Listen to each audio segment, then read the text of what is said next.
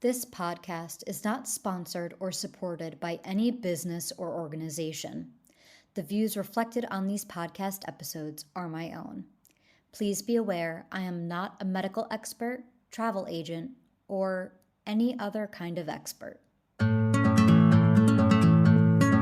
Hey everyone, welcome to the Eat, Explore, Love podcast. I'm Ashley. This podcast is based off of my blog of the same name, Eat, Explore, Love. It talks about the unique challenges in traveling around the world when you have celiac disease. Due to sort of popular demand, I decided to also record a podcast to delve a little deeper into my travels and the lessons learned along the way.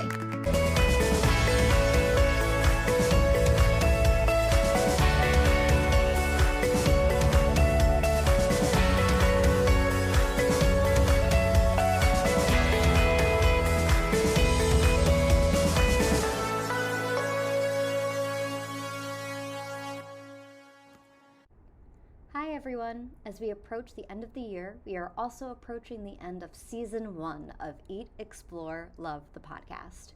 It's been a wild ride with lots of adventures to share.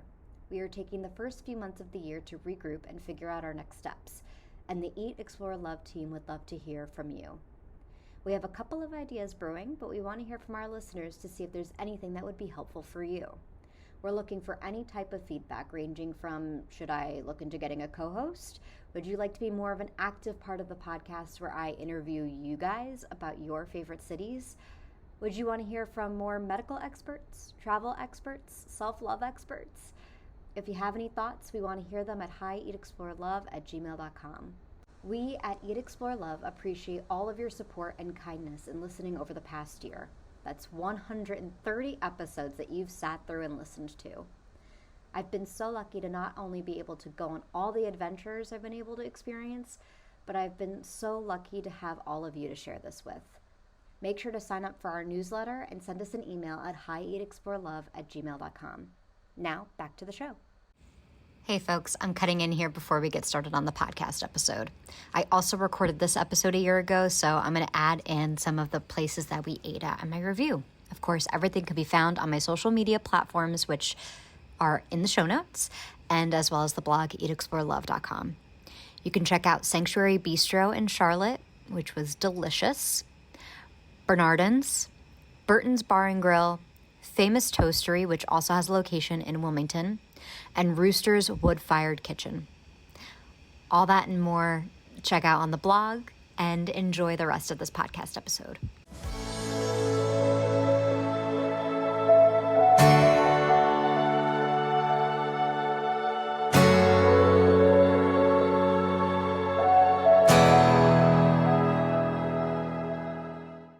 Welcome to another episode of Eat, Explore, Love. This week, my grandmother, you now know as Mama, will be joining me to talk about our adventures in Charlotte. Before moving to Italy, I wanted to check the city out to see if it was a place where I could live maybe if I moved back to the United States. It's a location that would provide me the ability to be closer to my grandparents, but close to an airport so that I can get to other places for work. But I wanted to test the waters a little bit to see if I would even like the city before I made a commitment. I wanted to see if there would be places I could eat and go out if I wanted to. I'm not the best cook, so having places where I can eat gluten-free food is important. Let me tell you, Charlotte did not disappoint.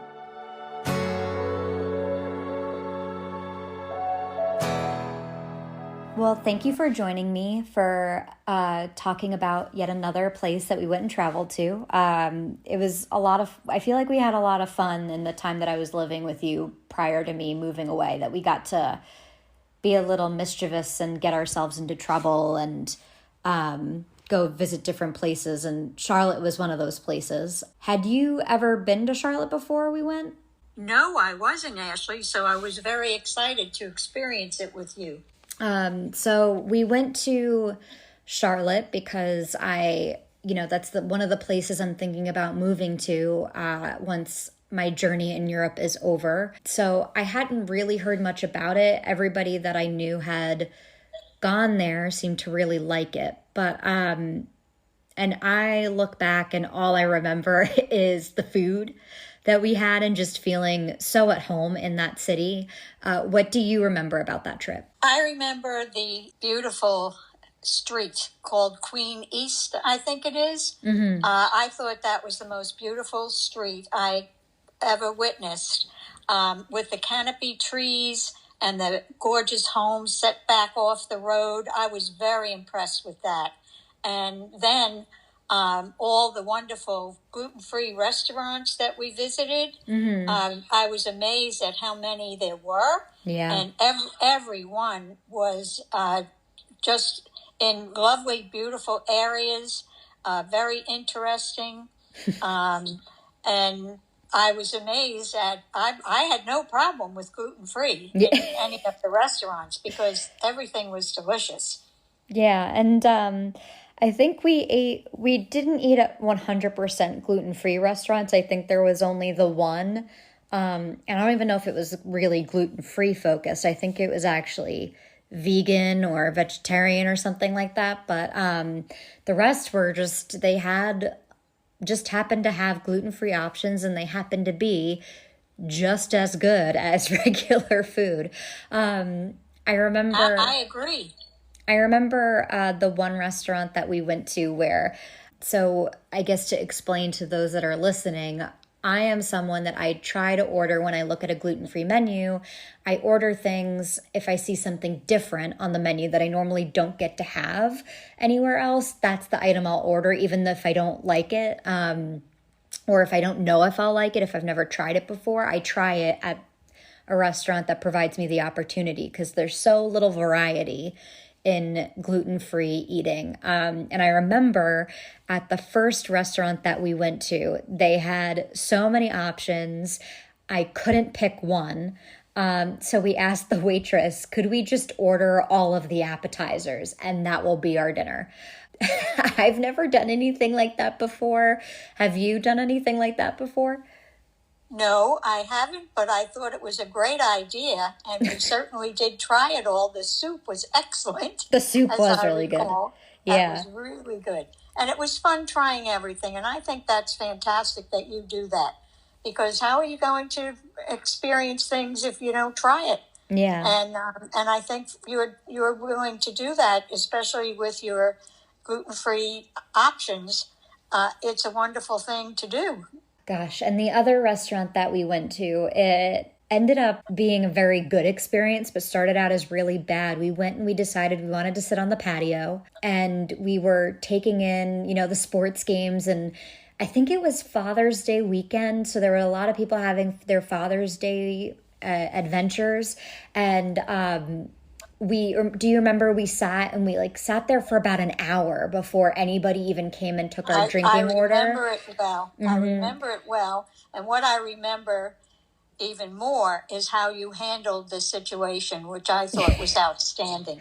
You very, very calmly and very respectfully went up to the manager, and the way you spoke to him was excellent, and it got us a free dessert and appetizer. Yes. So I thought how you accomplished that was wonderful after sitting waiting for an hour. It was. We went to the and it wasn't that waiter, because I was at first thinking, oh, is it because we're out on the patio that we're getting forgotten about? But waiters and waitresses kept coming in and out, and they were looking at us, and I was trying to make eye contact with them, and they just weren't paying attention. And then I went to the bathroom, and as I went to the bathroom, I said, hey, at the hostess, I'm not sure if we offended somebody, and I knew we didn't offend anybody. I knew we didn't do anything wrong, but I figured, let me just try, because usually I get very angry. I have a bad temper, so I'll try and, yell at people until I get my way. And I was like, let me try a different approach, because usually I don't get what I want when I am being stern and, yelling at people. So I tried it a different way, and I put the blame on myself, asked if I had offended anybody, and apologized for what I did that was offensive. immediately they panicked, and we luckily had a waiter. I don't know if it was our original waiter or if it was someone that just overheard me talking and got upset about it and wanted to help. The manager came and said, "Oh, I heard that you were having a difficult time." And then they gave us, I think they at first just offered us the free dessert. And then I went on and I really like doubled down into the being, "Oh, it was we thought we made someone upset and offended somebody. We're so sorry." And I guess because I doubled down, he's like, "All right, I'll throw in the free appetizer too."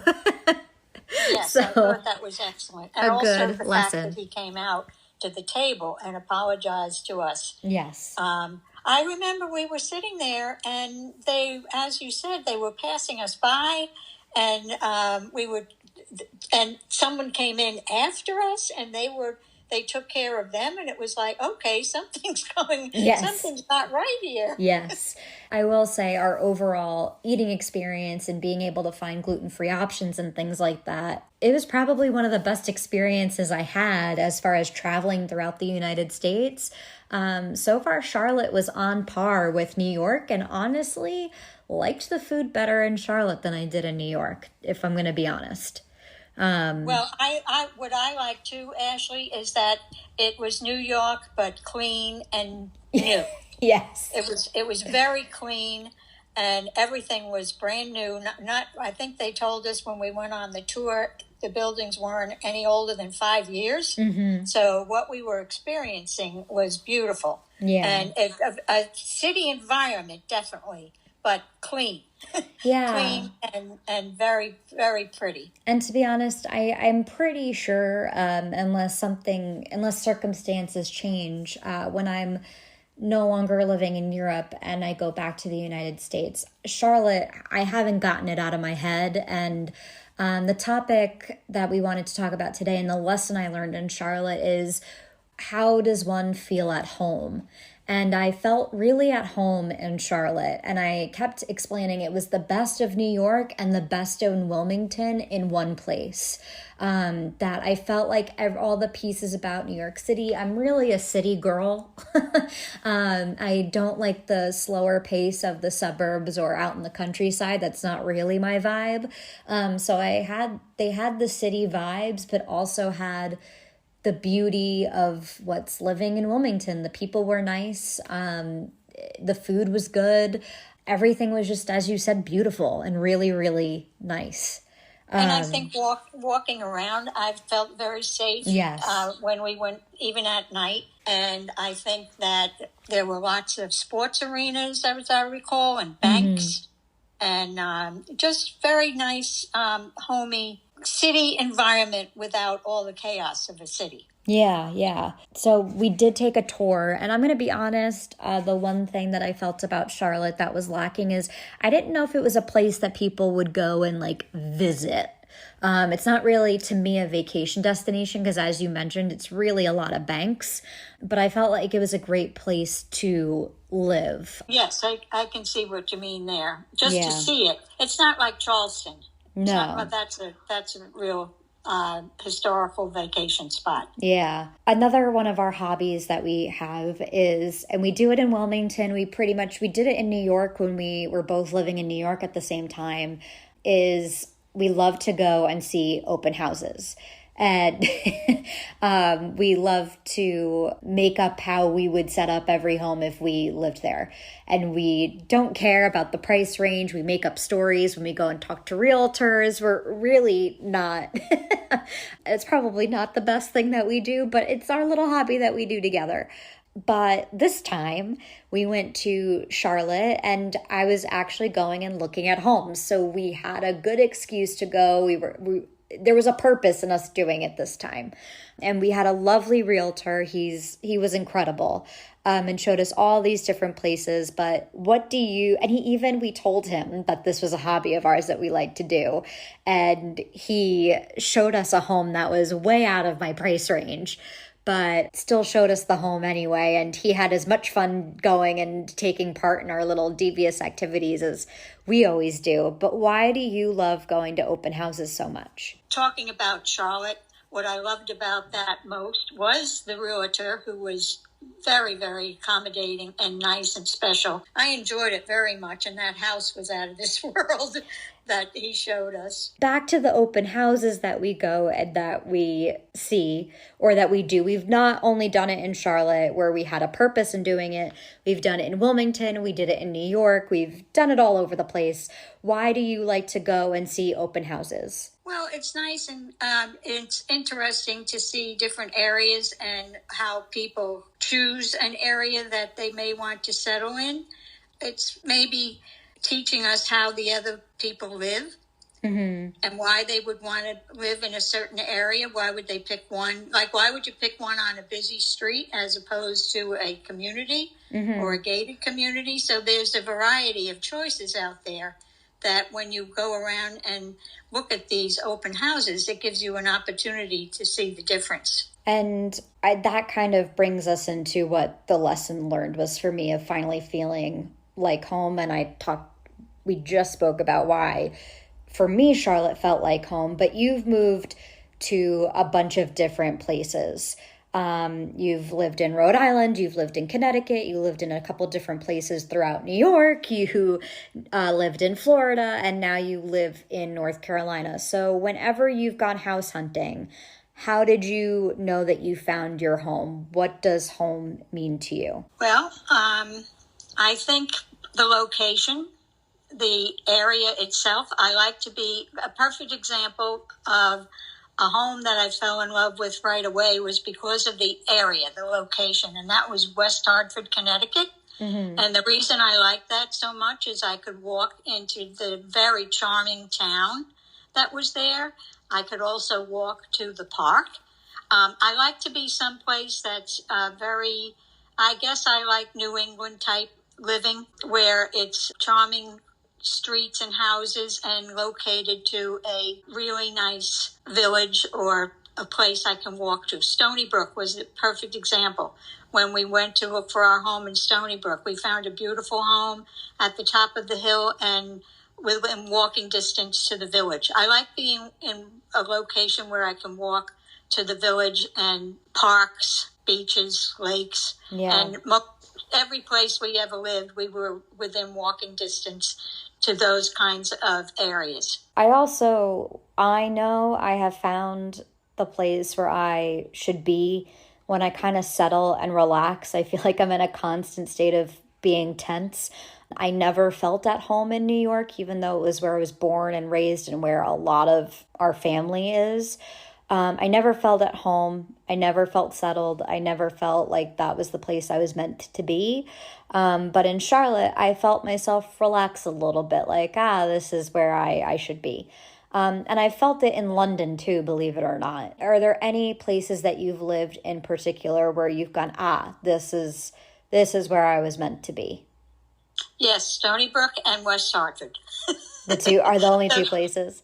Those are the two places. I could have retired in those two places. They are what I really like. I like, not to be repeating myself, but I like to be in a nice New England type area close to a village that I can walk to. Right now, when we were looking for homes to retire, that was my goal, to find someplace I could walk to and within walking distance. I didn't achieve that in where we are right now, but I can walk to the restaurant that's connected to the golf course, which is 5-minute walk. So that's really nice. And I can walk to the rec center, which is also maybe 5-minute walk. So those things, I replaced those with a village. Yes. Last question about Charlotte and the topic of feeling at home. What should people think about when they're looking for a place to live? What are the things that you feel are important for them to consider when searching for a home? Well, I think it's their hobbies, what their interests are would be very important. If the kind of weather that they prefer, that would be important for them to look at. If they can't stand snow, I would recommend coming down here. If they like skiing and things like that, stay up north. I think Maine is awesome. New Hampshire, any of those areas, Colorado, if they want to be that adventurous. So I think it depends on the individuals and what their likes are. Yeah. For me, it's about, when I'm looking for a home, my list was being close to you, but also being able to be close to a major airport because I travel for work and for pleasure. Also, it's always nice to consider if there's an emergency that happens in New York and I wouldn't be able to do a 12, 14-hour drive. It's nice to be able to hop on a plane easily and get back. Place where I can eat, which I don't think a lot of people have to consider, weirdly enough, when they move someplace. But for me, I have to be very careful. And then that's pretty much it. Theater would be nice, having access to theater, but I've gone without for a long enough time that I realize that doesn't have to be, that's a nice to have for me. So those are the things I think about when I'm considering where I move. But also, above all that, I think it's just a feeling that you get in your gut that you're like, this is the place I'm supposed to go to. At least for me. I don't know if it was that way for you. Oh, absolutely. Absolutely. I agree with that 100%. If you go someplace and you have a comfortable feeling, that's very important. Like that's how we were when we were looking at Ponte Vedra. We couldn't find anything that was what we have now in Ponte Vedra, unfortunately. The homes were very nice, but very close to one another. Well, it sounds like you have a really lovely home that you live in and that you feel like you're home. And I think home can be the people that you're with. Sometimes all you need is your partner or your kids or whatever it may be to feel, and then it doesn't matter physically where you are, as long as those people are with you, you feel at home, or it's the location, or it's the things on your list that you need to achieve that feeling of home. But yeah, I think feeling at home is super important. I'm really glad that we got to talk about it and our trip to Charlotte. It's a lot of fun. And I think that if I could add to that, Ashley, I think being where we are and having family come and visit has helped us to feel like it's at home. Yeah. Yeah, I'm sure. I'm sure it does. Well, thank you for joining me again. Glad that we got to talk about this. Thank you, Ashley. It's always fun.